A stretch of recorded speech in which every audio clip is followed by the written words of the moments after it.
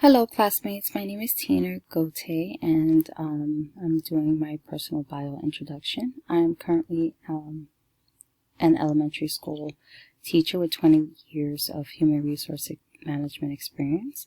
I returned to school with the goal of working for the government agency like FEMA, Department of Homeland Security, or more specifically, the Department of Defense Education Unit.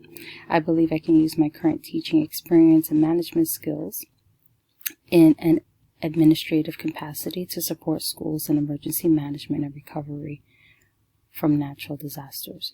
My goal is to support the education agencies affected by natural disasters with preparedness, prevention, mitigation, response, and recovery, with the aid of partners on a local, state, and federal level. So basically traveling to the areas that have unfortunately suffered critical damage in their infrastructures, where there would be a team sent to support the reestablishment of the education system there. So that would be my long-term goal. I look forward to working with each of you. Thank you. Have a great day.